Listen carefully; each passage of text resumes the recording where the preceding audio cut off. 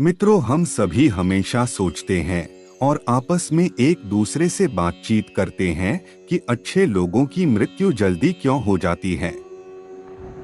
अक्सर यह सभी ने देखा है कि जो व्यक्ति अच्छा व्यवहार करते हैं और धर्म का पालन करने वाले होते हैं, उनकी मृत्यु अक्सर जल्दी ही हो जाती है। शास्त्रों में तो यहाँ तक कहा गया है कि कलयुग के समय में लोगों की आयु 30 साल ही होगी और कलयुग के खत्म होने के समय इंसान की औसतन आयु घटकर 20 साल ही रह जाएगी। प्रणाम मित्रों, कर्म फल चैनल पर आपका स्वागत है। मित्रों, इस चैनल को लाइक, शेयर और सब्सक्राइब अवश्य कर दे और कमेंट बॉक्स में जय श्री कृष्ण अवश्य लिखें। आइए जानते हैं कि अच्छे लोगों की मृत्यु जल्दी क्यों हो जाती है। दोस्तों, प्रत्येक धर्म में यही बताया जाता है कि जो भी इस धरती पर जन्म लेता है उसको एक न एक दिन मरना ही पड़ता है। और अगर बात हिंदू धर्म की करते हैं तो इसमें ऐसा कहा जाता है कि बच्चे के जन्म की 6वीं रात ही ब्रह्मा भगवान उसकी किस्मत लिख देते हैं, जिसमें उसके भविष्य, शिक्षा, विवाह और मृत्यु की तारीख तक शामिल होती है। यह निर्णय करना भगवान का काम है कि किसकी उम्र कितनी रहेगी, किसकी मृत्यु कब होनी है, कैसे होनी है, यह निर्णय भगवान ही करते हैं। वैसे तो अच्छे लोगों के जल्दी मरने के पीछे कई कारण हैं कि हम जो कुछ भी कर्म इस जन्म में करते हैं उसका जवाब हमें ऊपर यमराज को देना होता है। अगर किसी व्यक्ति के पाप का पलड़ा भारी होता है तो उसे नरक में भीषण यातनाएं झेलनी पड़ती हैं, और अगर पुण्य का पलड़ा भारी हो तो उसे स्वर्ग के सभी सुख मिलते हैं, और यही चक्र कई युगों तक चलता रहता है जब तक उसे मोक्ष की प्राप्ति नहीं हो जाती। इस मृत्युलोक में हर कोई अपने कर्मों की सजा भुगतने के लिए ही आता है। कुछ आत्मा इंसान के शरीर में रहती है तो कुछ जानवर के शरीर में। ये उसके पूर्व जन्म के कर्मों के आधार पर ही तय होता है। इसके अलावा उसे जन्म देने वाले माता पिता के संस्कार भी उसके अंदर समा जाते हैं। इसके बाद वह जो कर्म करेगा उसी के अनुसार उसे पुण्यात्मा या फिर दुरात्मा कहा जाता है। अब यही संचित पुण्य आपके मरने के समय को भी बदल सकते हैं।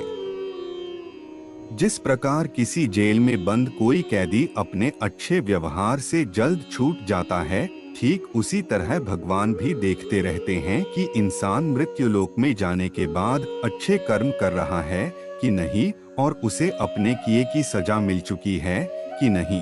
और जब उन्हें ऐसा लगता है कि अब उसे मृत्युलोक में नहीं रहना चाहिए, तब वो उसे वापस बुला लेते हैं। भगवान के दंड विधान के अनुसार हर व्यक्ति को केवल उतना ही दंडित किया जाता है जितना उसने पाप किया है। अब क्योंकि अच्छे लोगों के पाप कर्म बुरे लोगों के पाप कर्मों की तुलना में कम होते हैं, इसलिए अच्छे लोग अपने पापों का फल जल्दी ही भुगत लेते हैं। अच्छे लोगों की मृत्यु जल्दी क्यों हो जाती है? हिंदू धर्म में माना जाता है कि भगवान हर अच्छे आदमी को किसी न किसी उद्देश्य को पूरा करने के लिए मृत्युलोक में भेजते हैं, और भगवान का अपना स्वयं का अवतार भी उन्हीं उद्देश्यों में शामिल है। इसीलिए जब वो उद्देश्य पूरे हो जाते हैं तब भगवान उन्हें वापस बुला लेते हैं। अर्थात अच्छे लोगों की मृत्यु उनके अच्छे कर्मों पर ही निर्भर करती है। यह सभी लोग कहते हैं, व्यक्ति खाली हाथ आता है और खाली हाथ जाता है। उन सभी को यह पता होना चाहिए कि कुछ चीजें ऐसी हैं जो मरने के बाद भी साथ नहीं छोड़ती हैं। यह है संचित कर्म। क्या हमने कभी यह सोचा है कि हमें यह इंसान का जीवन क्यों मिला है? तो दोस्तों, महाभारत में युधिष्ठिर के प्रश्न के उत्तर में भीष्म पितामह ने कहा था कि 84 लाख योनियों के बाद हमें मनुष्य जीवन मिलता है, और संसार के सभी प्राणियों में मनुष्य ही सबसे श्रेष्ठ है। इसका कारण है मनुष्य में सत्य एवं असत्य का विवेक कराने वाली हमारी बुद्धि का होना। लेकिन जन्म लेने के बाद हम दुनियादारी के चक्र में कुछ इस तरह फंस जाते हैं कि हमारी बुद्धि सीमित दायरे में ही सिमट कर रह जाती है। हम सांसारिक सुखों को ही सब कुछ मानने लगते हैं और उसमें लिप्त रहने को ही अपना सौभाग्य और अपने जीवन की सफलता समझते हैं।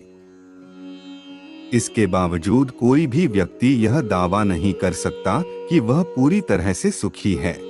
सच्चाई यह है कि हमें सामान्य मानव जीवन के उद्देश्य की पूर्ति के लिए निरंतर प्रयास करते रहना चाहिए।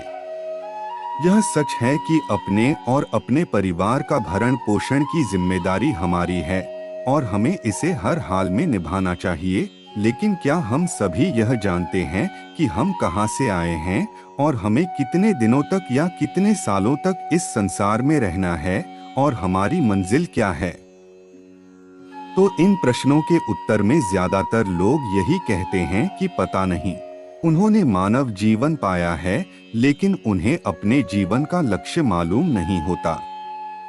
हमारे और आपके जीवन का एकमात्र सार है एक उद्देश्य को खोज लेना।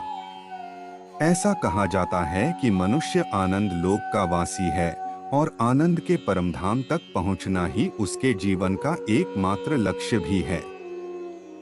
इसलिए मनुष्य को इस संसार की मृग मरीचिका से निकलकर भव्य जीवन की प्राप्ति के लिए साधना के मार्ग को अपनाकर अपने गंतव्य को पहचानना चाहिए। दोस्तों, श्रीमद् भगवद गीता में भी भगवान श्री कृष्ण कहते हैं कि यह एक आध्यात्मिक और ईश्वरीय जीवन का पद है जिसे प्राप्त करके मनुष्य मोहित नहीं होता। अगर कोई जीवन के अंतिम समय में भी इस तरह की स्थिति में हो तो वह भगवत धाम में प्रवेश कर जाता है। मनुष्य कृष्ण भावनामृत या दिव्य जीवन को एक क्षण में तुरंत प्राप्त कर सकता है और हो सकता है कि उसे लाखों जन्मों के बाद भी यह प्राप्त न हो। दोस्तों, यह तो सत्य को समझने और स्वीकार करने की बात है। भगवत गीता कहती है कि वास्तविक जीवन का शुभारंभ इस बौद्धिक जीवन के पूरे होने पर होता है। दोस्तों, इन सभी बातों से यह तो स्पष्ट होता है कि हम सभी एक निश्चित समय के लिए धरती लोक पर आते हैं और कुछ विशेष कर्मों को करने के लिए आते हैं। अच्छे लोगों की मृत्यु जल्दी क्यों हो जाती है? जब हमारे कर्म पूरे हो जाते हैं और इस जीवन के लक्ष्य प्राप्त हो जाते हैं तो प्रभु हमें परलोक में एक सहज जगह प्रदान करते हैं। भगवान कृष्ण कहते हैं कि वास्तविक जीवन तब शुरू होता है जब यह भौतिक जीवन समाप्त हो जाता है। मित्रों, जो लोग सदाचारी होते हैं और जीवन में अच्छे कर्म किए होते हैं वे वास्तव में विशेष होते हैं। जब उनकी मृत्यु का समय निर्धारित हो तो दोस्तों उनको इस दुनिया को छोड़कर आगे की यात्रा जारी रखनी होती है। मित्रों, अगर आपको यह जानकारी अच्छी लगी हो तो इसे लाइक, शेयर और सब्सक्राइब अवश्य कर दे। जय श्री कृष्ण।